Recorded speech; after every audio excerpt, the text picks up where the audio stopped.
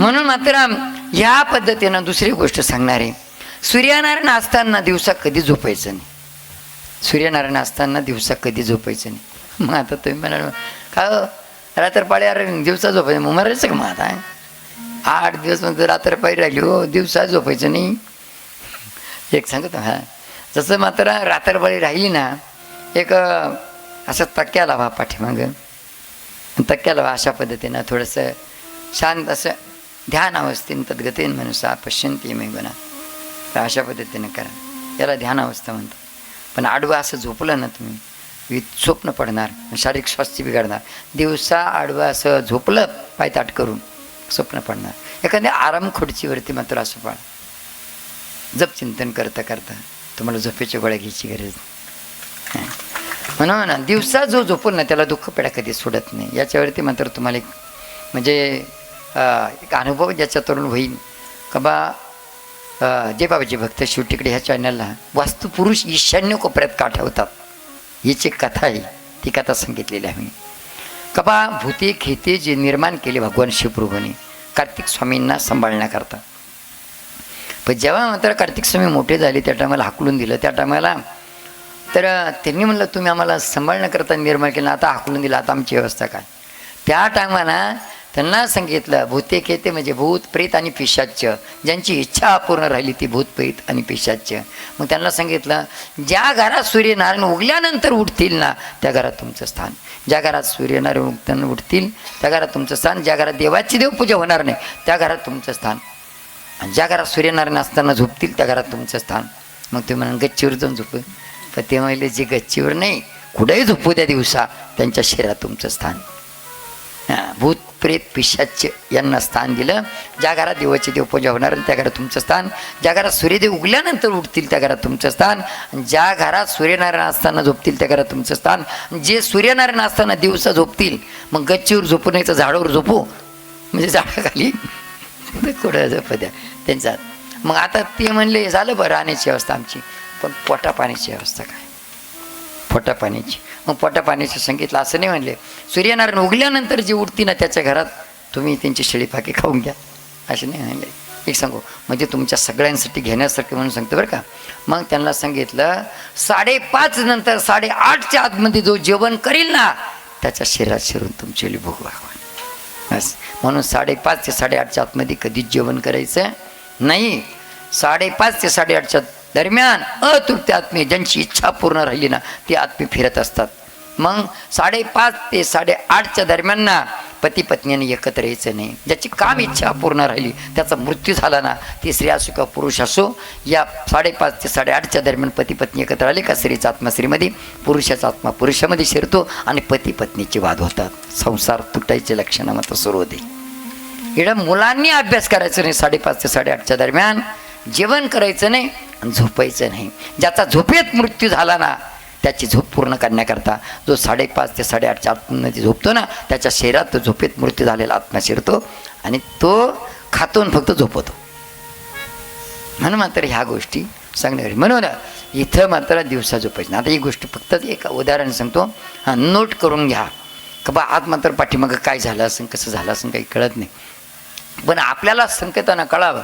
रात्री 11 वाजता तुमचं बाळ झोळीतून पडलं ना आणि आम्हाला सांगितलं बाळ 11 वाजता झोळीतून पडलं ना, आम्ही याच्यावरती कधी विश्वास ठेवत नाही. CCTV कॅमेरे ना, CCTV कॅमेऱ्यामध्ये घटना शोधायसाठी ना मागं जावं लागतं. 11 वाजता बाळ झोळीतून पडलं ना तर याच्या अगोदर 14 घंटे तुम्ही कुठून आले होते. तेच कारण आहे रात्री 11 वाजता बाळ झोळीतून पडण्याचं. लक्षात ठेवा. जसं मात्र आज आहे मोटरसायकल झाल्या पण कदाचित मात्र इकडच्या कोपऱ्यामध्ये इकडं लग्न आहे आणि हा रस्ता डायरेक्ट दुगावला जातो आणि हा रस्ता इकडं जातो, हा रस्ता इकडं जातो इकडून आणि इकडं वस्तीवर लग्न आहे. कोण रोडनं जात बसले? बांधाबांधानच जातील का नाही? बांधाबांधानं जातील. मग बांधाबांधानच गेले आणि तिकडून गोडधोड खाऊन मात्र त्याच बांधानं आले आणि त्याच बांधावरती एखाद्याचा चेहरा बसवलेला असेल, दगड मांडलेला असेल. त्याच बांधावरती वड पिंपळ उंबर आंबट चिंच रोयबोर बेलाचं झाड हे झाडं असतील.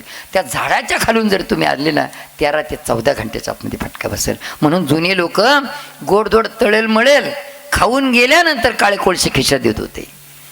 म्हणून गोडधोड तळेल मळेल बरोबर घेऊन गेले की त्याच्यात काळे कोळसे बांधून देत होते. काळा कोळसा असुरी शक्तीला विरोध करणार आहे. म्हणून अशा पद्धतीनं काय झालं असेल, कुठं झालं असेल, तुम्ही जेव्हा मात्र हे करत राहते ना, लहान मुलगाला डोक्यात ताप शिरला, तापात ताप शिरला, मग त्याच्या डोक्यात खटका पडला, या असं जे घडतं ना, हे पूर्वी मात्र असं घडलेलं आहे. तुम्ही याचा विचार न करताना डॉक्टर साहेबाला दाखवलं, मग सिटिंगन करा, MR करा, सोनोग्राफी करा, मग ह्या नाही नाशिकला न्यार म्हटलं मग पुण्याला जाऊ द्या, ठाण्याला जाऊ द्या. मग अशा पद्धतीने करता करता पण एक सांगतो तुम्हाला, तुम्ही आम्हाला जो प्रश्न विचारणार आहे तोच प्रश्न एका कागदावरती लिहून घ्या, नोट करा, कागदावरती लिहून घ्या.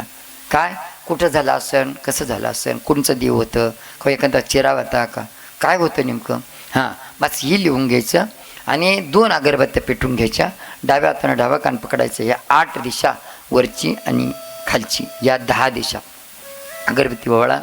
नंतर आपण देवस्थानी अगरबत्ती ओवाळा, एक दिवा पेटून ठेवा. आणि त्या ठिकाणी तुम्ही एकटक मात्र फोटोकडे बघत बघत मात्र जप करा.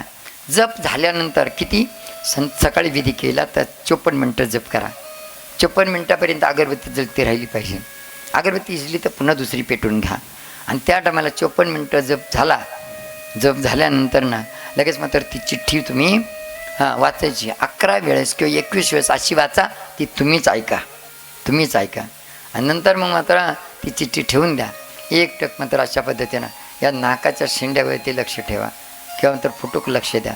डोळ्यातून पाणी गळगळेल असं झालं का डोळे बंद करा. डोळे बंद केले तर ह्या दोन्ही डोळ्याच्या बाजूला मात्र असे निळे टिंब येतील. या कपाळावरती मात्र त्या निळ्या टिंबाची एक अशी एकदम निळी पट्टी येईल, जशी टी व्हीमध्ये येते. आणि तुम्हाला तुमच्या चिठ्ठीचं उत्तर मात्र तिथं मिळेल. पण ही गोष्ट दिवसात शक्य नाही, दिवसात शक्य नाही. दिवसात कांदेन वांदेन गुरण ढोरण कोंबड्यान झोंबड्यान कोण पाहतं बसेल. एखाद्याच मात्र ती हे करायचाच हो. आणि नेमकंच मात्र ते काय आठवण आली का कोंबडीला अंडच पाहिलं नाही आज, ती कुठं घालते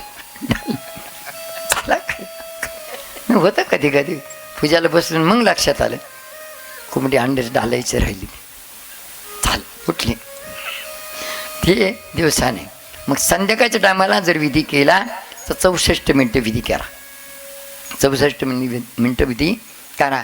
64 मिनटामध्ये अशाच पद्धतीनं 8 दिशा वरची आणि खालची 10 दिशेला अगरबत्ती ओळून घ्यायची. तिथं लावायची, ओवळून देवाला निरंजनी लावायची.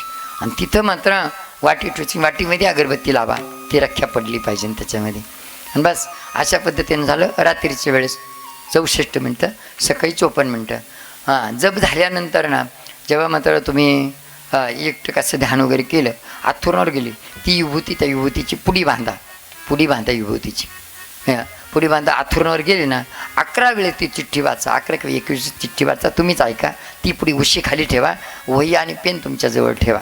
आणि बस अशा पद्धतीने 11 वेळेस 21 चिठ्ठी वाचून मात्र त्या उशी खाली पुडी ठेवा. त्या उशीवर डोकं ठेवून झोपा. रात्री पडतर 3:30 दरम्यान मात्र ब्रह्ममुहूर्त असतं. त्या मुहूर्तावरती तुम्हाला लगेच स्वप्न पडेल. पण त्या टायमाला नेमकं साखर झोप राहते.